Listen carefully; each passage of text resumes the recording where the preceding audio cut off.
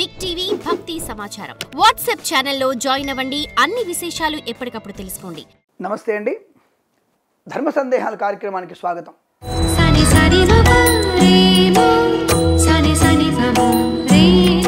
కొంతమంది చాలామంది అడిగేటువంటి ఒక పిచ్చి ప్రశ్న, అదేమిటండి అలా అంటారు, తెలియకపోతే అడుగుతారు కదా, దాన్ని పిచ్చి ప్రశ్న ఎందుకంటారంటే దేవుడి పటాలని ఎప్పుడు శుభ్రం చేసుకోవాలి. ఈ విషయం పిచ్చి ప్రశ్న కాకపోతే ఏమిటండి, మన శరీరాన్ని మనం రోజు శుభ్రం చేసుకుంటున్నాగా, తప్పకుండా శుభ్రం చేసుకుంటాం. ఏదో పనిలో ఉండి ఏదో ప్రయాణంలో ఉండి ఒకరోజు శుభ్రం చేసుకోవచ్చు తప్ప చేసుకోకపోవచ్చేమో, కానీ ప్రతిరోజు మన దేహాన్ని మన మనసుని పరిశుద్ధంగా మనం శుభ్రం చేసుకుంటున్నట్టుగానే దేవుడి పటాలు కూడా తప్పకుండా మనం రోజు శుభ్రం చేసుకోవాలి. అయ్యో మా ఇంట్లో 50 పటాలని స్వామి, 50 ఎప్పుడు శుభ్రం చేస్తాను? 50 పటాలు ఎవరు పెట్టుకోమన్నారు మిమ్మల్ని? ఓ విష్ణుమూర్తి పటమో, శివుడి పటమో, పార్వతీ పటమో, లేదా విష్ణు పరివారమో, శివ పరివారమో, లేదా శివ పరివారం విష్ణు పరివారం ఒక ఫోటోలో పెట్టుకోవచ్చుగా. అది వదిలేసి పలోమంటూ ఒక 10 ఫోటోలు, సుబ్రహ్మణ్య స్వామి శూలం పట్టుకున్నది, త్రిశూలం పట్టుకున్నది, యుద్ధం చేసింది, ఆంజనేయ స్వామి కొండనెత్తుకున్నది, కూర్చున్నది, ధ్యానం చేసుకున్నది, గద పట్టుకున్నది, మురళీకృష్ణుడు, కొండనెత్తిన కృష్ణుడు, శివరుద్రుడు, కూర్చున్న రుద్రుడు, ధ్యానరుద్రుడు, ఇన్నెందుకండి? దేవుడి గదిలో క్లుప్తమైనటువంటివి, చిన్నవి, సులువైనటువంటి శుభ్రం చేసుకోగలిగేటువంటివి దేవుడి దగ్గర పటాలు పెట్టుకోవాలి. ఒక 3 లేదా 4 వాటి రోజు శుభ్రం చేసుకోవచ్చు మనం. దానికంటే కూడా సరే విగ్రహాలు మనం పటాలు పెట్టుకున్నాం పర్వాలేదు, పెద్ద పెద్దవి పక్కన పెట్టేయండి, అది వారానికి ఒకసారి శుభ్రం చేసుకోండి. కానీ దేవతార్చన ఉంటుందిగా, రోజు దేవుడికి అభిషేకం చేయాలిగా. అవి అంగుష్ట ప్రమాణమైనటువంటి విగ్రహాలు, అంటే బొటనవేలు సైజుకు ఉన్నటువంటి విగ్రహాలని విష్ణుమూర్తి, అమ్మవారు, శివుడు, గణపతి, ఆదిత్యుడిని మనం పూజ చేస్తే సరిపోతుంది. ఈ 5 దేవతలను పూజిస్తే అన్ని దేవతలను పూజించినట్టే. కాబట్టి మీరు తప్పకుండా అభిషేకంలో 5 దేవతల్ని, విష్ణుమూర్తి, శివుడు, అంబిక, అంబాలిక, మనకి గణపతి, అమ్మవారు, ఈ యొక్క 5 విగ్రహాలు పెట్టుకొని పూజిస్తే సమస్త దేవతలను పూజించినట్టే. కానీ ఆ దేవతా విగ్రహాన్ని రోజు కడుక్కోవాలి, రోజు గంధం పెట్టాలి, రోజు కుంకుమ పెట్టాలి, రోజు పుష్పం పెట్టాలి, రోజు బిల్వం పెట్టాలి. దానికి తగ్గట్టుగా మనము డే ప్లానింగ్లో ఒక అరగంట గంట సేపు మనం దేవుడికి కేటాయించాలి. కాబట్టి మీరు ఇప్పుడు ఏమర్థమైంది, పటాలు ఎక్కువ పెట్టుకోకుండా తక్కువ పటాలు పెట్టుకొని శుభ్రం చేసుకోవాలి.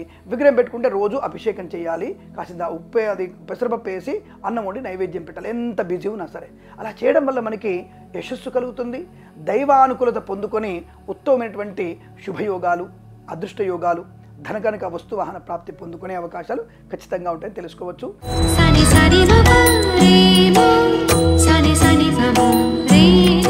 ఇంట్లో దేవుడి దీపాలు వెలిగిస్తున్నప్పుడు సింహద్వారాన్ని అన్ని డోర్లు అన్నారు, సింహద్వారం తెరిచి ఉంచాలా, డోర్లను తెరిచి ఉంచాలా? లక్ష్మీదేవి ఇంట్లోకి రావాలిగా. కాబట్టి సంధ్యవేళ కానీ ప్రాతకాలంలో కానీ తప్పనిసరిగా మనము దీపం జ్యోతి పరం బ్రహ్మ, దీపం జ్యోతి జనార్దన, దీపోయం హరతు మే పాపం, ప్రాతుర్దీపం సాయం దీపం నమోస్తుతే అన్న విషయాన్ని గుర్తుంచుకోండి. అంటే తప్పకుండా మనము లక్ష్మీదేవి ఇంట్లోకి రావాలంటే సింహద్వారాన్ని తెరిచి ఇల్లంతా పరిశుభ్రం చేసుకొని తప్పకుండా దీపారాధన చేయాలి. అంటే ఇప్పుడు ఏమిటి, సాయంకాల సమయంలో దీపం వెలిగిస్తున్నప్పుడు, అంటే ఇంట్లో లైట్లు వేస్తున్నప్పుడు పెరటి వైపు ఉన్నటువంటి గుమ్మాన్ని మూసేసి సింహద్వారాన్ని తీసి లైట్లు వేయాలి. అంటే లక్ష్మీదేవిని ఆహ్వానించినప్పుడు శుభ్రం చేసుకొని శుభ్రంగా సింహద్వారం నుంచి అమ్మవారిని ఆహ్వానం చేయాలి. మరి వచ్చిన అమ్మవారి వెనక్కి వెళ్ళిపోతున్న భావనతో కాదు, దరిద్ర దేవత రాకుండా వీధి అంటే వెనక పెరటి గుమ్మల్లో ఉన్నటువంటి ఆ యొక్క దలుపు మూసేసి ముఖ్యమైనటువంటి ప్రధాన ద్వారాన్ని తెరిచి దీపారాధన చేసుకోవడం మంచిది. ఉదయం పూట కూడా తప్పకుండా మనము సింహద్వారం తీసి ఇల్లంతా అన్ని డోర్లు తీసి శుభ్రంగా దీపారాధన చేసుకొని ఇంట్లో ఉన్నటువంటి దరిద్ర దేవతను వెళ్ళగొట్టి లక్ష్మీదేవిని మనము ఆహ్వానించడానికి దీపారాధన చేసేటప్పుడు తప్పకుండా మనం సింహద్వారం తెరిచే ఉంచాలన్న విషయాన్ని గుర్తించండి.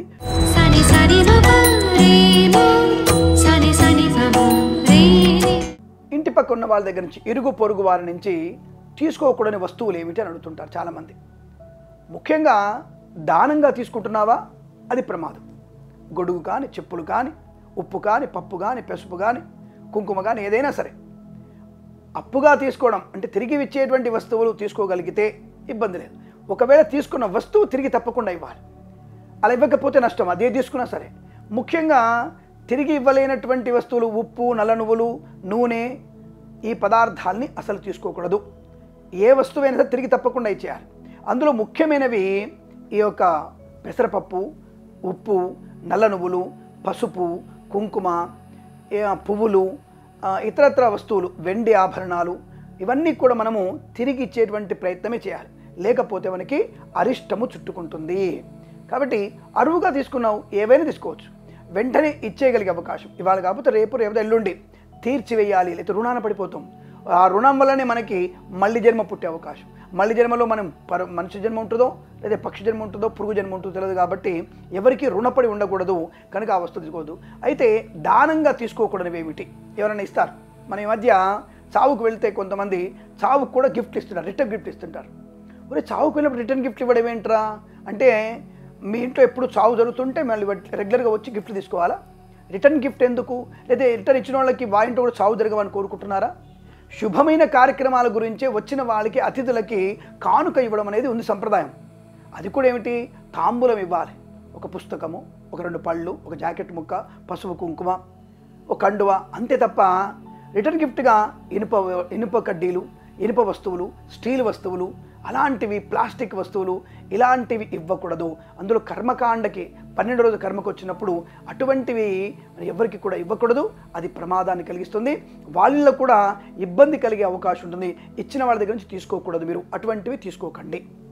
అలాగే వచ్చిన వాళ్ళకి ఇంటికి వచ్చారు, ప్రసాదం ఇచ్చారు, నక్షత్రాలు ఇచ్చారు, ఒక పండు ఇవ్వండి, అది తాంబూలంగా ఇవ్వాలి తప్ప స్థాయికి మించి మనము రిటర్న్ గిఫ్ట్ అనేటువంటి పేరిట మనము వాళ్ళందరికీ ఇచ్చుకుంటూ వెళ్ళేది కరెక్ట్ కాదు.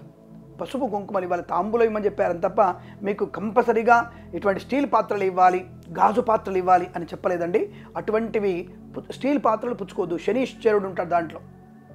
గాజు పాత్రలు తీసుకోవద్దు, శనీశ్వరుడు ఉంటాడు దాంట్లో. కాబట్టి అవన్నీ తీసుకోకూడదు. వెదురుతో చేసినటువంటి వస్తువుల్ని తీసుకునే ప్రయత్నం చేయవచ్చు. అది కూడా శుభకార్యాలకు వెళ్ళినప్పుడు మాత్రమే, ఇతరత్ర సందర్భాల్లో తీసుకోకూడదు. ఆ విషయాన్ని గుర్తుపెట్టుకోండి.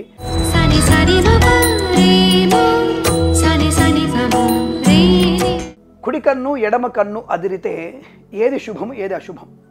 ఇవి సెంటిమెంట్తో ముడిపడినవి. ఇవన్నీ కూడా అంటే ఆచార వ్యవహారాల్లో, ఇవన్నీ కూడా వైదికమైనటువంటి గ్రంథాల్లో కానీ పురాణాల్లో ఇవి ఉండవు.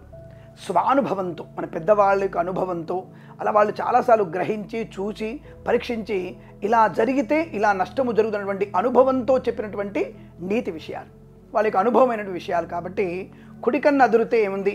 దాని శాస్త్రంలో అంటే పంచాంగాలు చూపించారు. పంచాంగంలో కుడికన్ను అదిరితే పురుషుడికి లాభమని, ఎడమ కన్ను అదిరితే ఆడపిల్లకి అదృష్టమని ఇటువంటి చెప్పారు. అవి వాళ్ళ యొక్క అనుభవంతో. ఇప్పుడు నేను కూడా ఉన్నాను, కుడికన్ను అదురుతుంది, ఓహో నాకు లాభం కలుగుతున్నటువంటి ఒక పాజిటివ్ ఎనర్జీ. నాకు ఎడమ కన్ను కదిలింది, పురుషులకి ఏదో నెగిటివ్ జరగబోతుంది, జాగ్రత్తగా ఉందాం. ఏం చేయాలి అప్పుడు? ఆపదామపహర్తారం దాతారం సర్వసంపద లోకాభిరామం శ్రీరామం భూయో భూయో నమామ్యం. అంటే ఈ ఆపద రాకుండా కాపాడమని రాములు వారిని వేడుకుంటే సరిపోతుందిగా. ఇది సెంటిమెంట్ అనుకోవచ్చు, లేదా ఇతరత్ర పెద్దవాళ్ళ యొక్క అనుభవం చెప్పే విషయం కావచ్చు. అనుభవం మనం నేర్పే గుణపాఠం అదే కదా. అవతల వాళ్ళ అనుభవం మనకి గుణపాఠం. ఆ పాఠాన్ని నేర్చుకొని మనం జాగ్రత్తగా ఉంటే సరిపోతుందిగా. దీన్ని తిరస్కరించడం ఎందుకు? కొట్టిపడడం ఎందుకు? దానికి నష్టం వస్తుందా? ఒక క్షణం కూర్చొని మంచిలాగా వెళ్ళొచ్చుగా. అలాగే ఆడవాళ్ళకు కూడా ఎడమ కన్ను అదిరితే ఆభరణ లాభమని, శుభయోగమని, వివాహ యోగమని, కార్యసిద్ధి అని అనుకోవడం సమంజసం. అదే ఆడపిల్ల కుడికన్ను అదిరితే నష్టమని, అనారోగ్యమని చెబుతూ ఉంటారు. కాబట్టి ఇవి పాటించకపోవడం అనేది మీ అభీష్టం. కానీ ఇది మన వాళ్ళ పెద్దవాళ్ళు వారి యొక్క భూతకాలంలో చెప్పినటువంటి అనుభవాన్ని మనం చెప్పారు. కాబట్టి పాటించడం వల్ల శుభయోగాలే ఉంటాయి, నష్టమేం కలదని అర్థం. కాబట్టి జాగ్రత్తగా మగవాళ్ళకి కుడి కన్ను, ఆడవాళ్ళకి ఎడమ కన్ను అదరడం వల్ల కొద్దిగా ఇబ్బంది కలుగుతున్న విషయాన్ని గుర్తించి జాగ్రత్త భగవన్నామ స్మరణ చేసుకోండి. అనుకూలవంతమైన శుభ ఫలితాలు ఉంటాయి.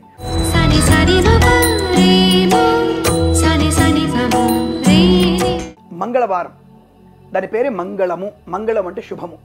మరి మంగళవారం రోజున ఏదైనా శుభకార్యం చేయొద్దంటారండి, ఏదైనా ప్రారంభం చేయొద్దంటారు, ఎక్కడికైనా వెళ్ళకూడదంటారు, ఏ పని మొదలెట్టొద్దంటారు. ఆఖరికి క్షౌరం పని చేసేటువంటి వ్యక్తులు కూడా ఆ మంగళవారం రోజున ఆ యొక్క క్షౌరశాలని తెరిచి ఉంచరు. మరి మంగళవారం అన్నారు, దాని పేరే మంగళమైన వారము. ఆ రోజున చూద్ది. దీనికి కుహాన పండితులు కొంతమంది ఉంటారు, సూడో నాస్తికులు ఉంటారు కొంతమంది. దాని పేరే మంగళవారం అంటారు. మంగళవారం ఏం పని చేయరు అంటే, ఓరి వెధవల్లారా అంటే సూడో నాస్తికులకి మాట. మీకు తెలియదు ఏంటంటే, మంగళవారానికి కుజుడు అధిపతి. కుజుడు అధిపతిగా ఉన్నటువంటి సమయంలో వేగం ఎక్కువగా ఉంటుంది. ఇప్పుడు హైవేలో ఉన్నావు, ఎందుకు కెమెరాలు పెడుతున్నారు, స్పీడ్గా ఎందుకు పెడుతున్నారు ఆలోచించండి. అంటే ప్రమాదంలో పడతావు కాబట్టి 120 కిలోమీటర్ 110 కిలోమీటర్ దాటితే నీకు 1000 రూపాయలు ఫైన్ వేస్తాడు. ఎందుకు ఎత్తాడు ఫైన్? నీ కారు నీ ఇష్టం, రోడ్డుకి ట్యాక్స్ కట్టావు, వెళ్తున్నావు, టోల్ గేట్ కడుతున్నావు, నీ ఇష్టం వెళ్ళొచ్చుగా. నువ్వు స్పీడ్గా వెళ్తే వాడికి ఎందుకు 1000 రూపాయలు పెనాల్టీ కట్టాలి? అంటే నీ వల్ల అవతలి వాడికి కూడా ప్రమాదం కలుగుతుంది. కాబట్టి నీ వేగాన్ని కంట్రోల్ చేయడానికి పనిష్మెంట్ ఇస్తాడు. ఆ పనిష్మెంట్ భయంతో మనం వేగాన్ని 110 నుంచి 100 కిలోమీటర్లకి 100 నుంచి 80కి తగ్గించుకుంటూ వెళ్తాం కదా, అలాగన్నమాట. అలాగే మనకి ఇప్పుడు ఏమిటి, మంగళవారానికి కుజుడు అధిపతి కాబట్టి కుజుడున్నటువంటి రోజున మనం ఏ పని చేసినా వేగంగా పూర్తి చేయడం తపన ఉంటుంది. అవతల వాళ్ళ మీద ఎట్టి పరిస్థితుల్లో కక్ష తీర్చుకోవాలనేటువంటి తపన పెరుగుతుంది. ఈ పని నేను మాత్రమే అనేటువంటి ఒక తపన ఏర్పడుతుంది, ఆలోచన తగ్గిస్తుంది. కుజుడు మంచివాడే, సైన్యాధ్యక్షుడు, ధైర్యవంతుడు, పనిని ఏదైనా చేయగలడు, మంచి ప్లానింగ్ పర్ఫెక్ట్గా ఉంటుంది, ఇవన్నీ చేయగలడు. కానీ వేగం ఎక్కువ ఉంటుంది. అందుకే మంత్రి గారి కనుసన్నలతోనే మనకి సైన్యాధ్యక్షుడు పని చేయాలి. మంత్రి గారి యొక్క ఆర్డర్ లేకుండా సైన్యాధ్యక్షుడు సొంత పెత్తనం చేయకూడదు, ఇది గమనించండి.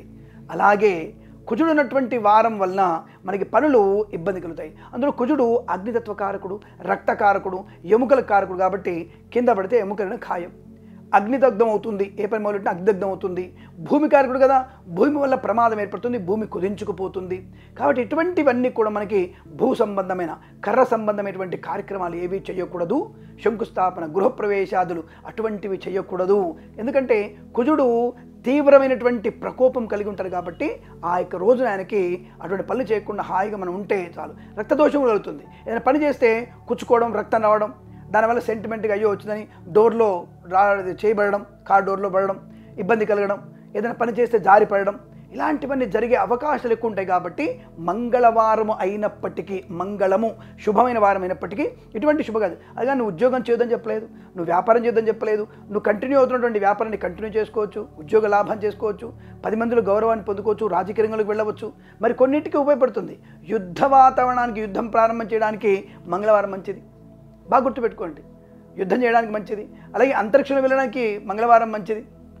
అలాగే ఎర్ర పంట వేయడానికి మంగళవారం మంచిది, ఎర్ర పంట కోయడానికి మంగళవారం మంచిది, అంటే మిరపకాయలు లాంటివి కోయడం మంచిది. అలాగే బొక్కల సమయటువంటి ఆపరేషన్లకు మంచిది. ఈ బొముకలు, ఎముకలు శస్త్రచికిత్సకి ఈ యొక్క మంగళవారం రోజున మనం శస్త్రచికిత్స చేస్తే తప్పకుండా శుభం కలుగుతుంది. అదే చాలామంది అంటారు, కొంతమంది శాస్త్రంలో మంగళవారం అప్పు చేయకూడదు, అప్పు ఇవ్వకూడదు అని చెప్పేసి. మంగళవారం ఇవ్వవచ్చును, ఇది నా అనుభవంలో చెప్తున్నాను నేను. మంగళవారం అప్పు ఇవ్వవచ్చు, అప్పు తీసుకోవచ్చు, తొందరగా తీరిపోతుంది, తొందరగా తిరిగి వస్తుంది. అదే బుధవారం అప్పు చేయకూడదు, అప్పు తీసుకోకూడదు. చాలామంది బుధవారం అప్పు ఇవ్వచ్చు, అప్పు తీసుకోవచ్చు అని చెప్తారు, అది అబద్ధం. మంగళవారం రోజున కుజుడు అధిపతినటువంటి కుజుడు వేగం, నాకు రుణం ఉంచుకోవద్దు, టక్కునిచ్చేయాలి. అలాగే కుజుడు అప్పు తీసుకోవడానికి తప్పకుండా తీసుకున్న వెంట తిరిగి ఇచ్చేగంటే మనస్తత్వాన్ని కలిగిన వ్యక్తులు ఉంటారు. కాబట్టి మంగళవారం రోజున అప్పులు ఇవ్వడం, తీసుకోవడం, శస్త్రచికిత్స చేయించుకోవడం, చేయడం అవన్నీ కూడా మంచి శుభయోగాన్ని కలిగిస్తాయనే విషయాన్ని గుర్తించండి. కాబట్టి మంగళము అయిన కొన్ని పనులకి మంచిది, కొన్ని పనులకు మంచిది కాదన్న విషయాన్ని గుర్తించండి.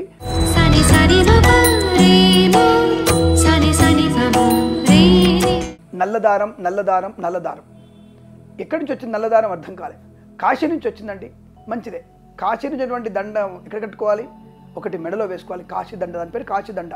లేదు ముంజేతి కట్టుకోవాలి. అది కాస్త పోయి ఇప్పుడు ఇక దండ పోయింది, చేతికి పోయింది, దండకు వచ్చింది, దండ పోయింది, నడుముకి వచ్చింది, నడుము నుంచి పోయి ఇప్పుడు పిక్కల కిందికి వచ్చింది. అంటే మనకి మోకాల కింద, పాదం పైన కట్టుకుంటున్నారు.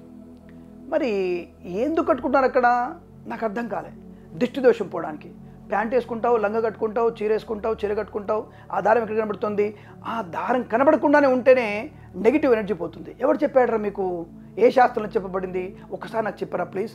అదేదో ఉంటే చెప్తే నేనే యూట్యూబ్లలో అందరికీ నేనే గట్టిగా ప్రచారం చేస్తాను. నేను దయచేసి ఆ విషయాన్ని నాకు చెప్పండి ఎవరన్నా.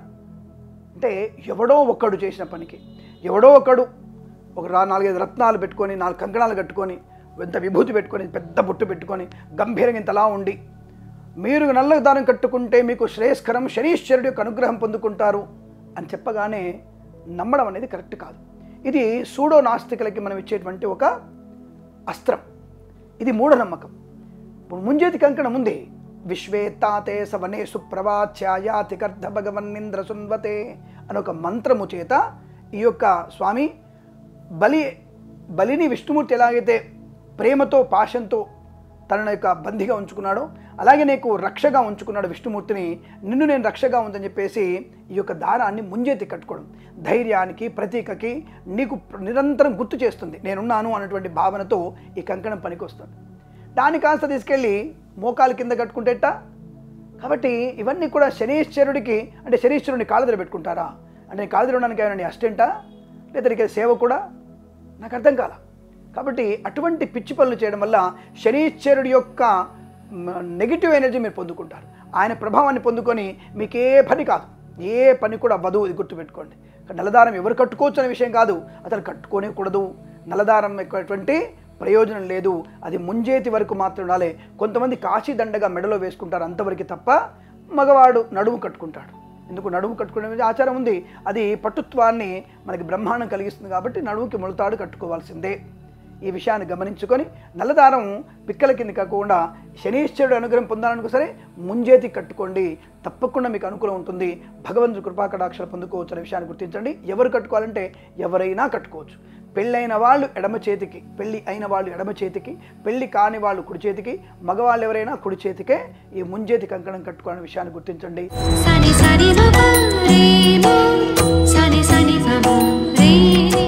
చాలామందికి మధ్య ఫ్యాషన్ సార్, రోగం ఉన్నవాడికి అది వేరే విషయం అనుకోండి, రోగం ఉంటే వేరే విషయం. మరి ఒకప్పటి కాలంలో కూడా రోగం ఉండేది చాలామందికి, కానీ ఆ రోగాలు ఇప్పుడు కొత్త కొత్త రోగాలుగా మారిపోయినాయి. ఇంట్లో ఒక రోగం ఉంది మంచివాడికి కూడా, పెద్ద పెద్ద ఇళ్లలో గొప్ప వాళ్ళం ఏమనుకో చెప్పే వాళ్ళకి కొన్ని రోగాలు ఉన్నాయి. ఏమిటంటే అది చెప్పులు వేసుకొని ఇల్లు మొత్తం తిరగడం.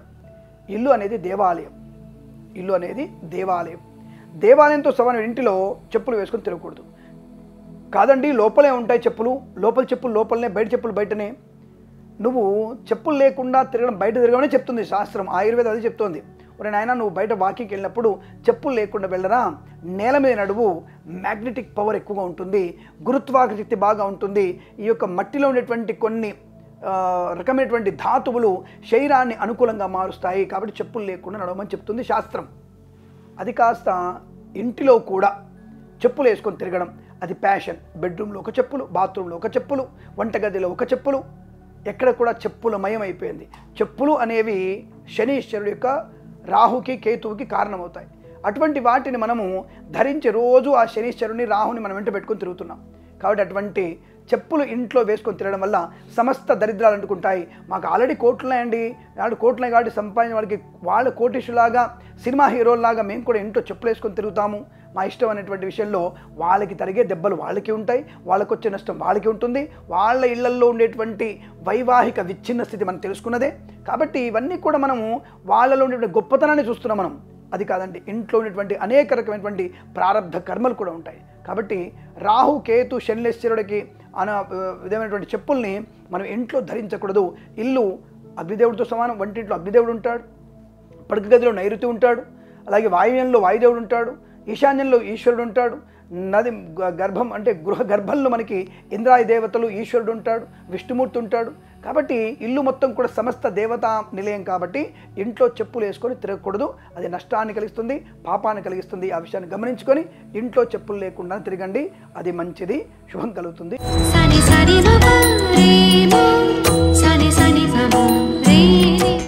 మరొక సందేహము, ఉప్పుని అప్పుగా ఇవ్వకూడదా?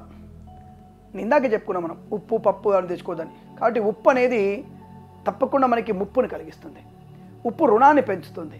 కాబట్టి ఉప్పుని అప్పుగా తెచ్చుకునేటువంటి ప్రయత్నాన్ని చేయకండి.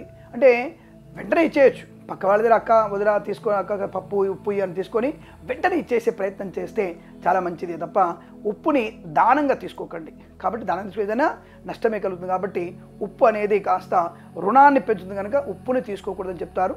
జాగ్రత్తగా ఉంటే మంచిది. శుభమస్తు. నమస్కారం. ప్రేమతో మీ Kiran Sharma. For more videos like this, subscribe Big TV channel.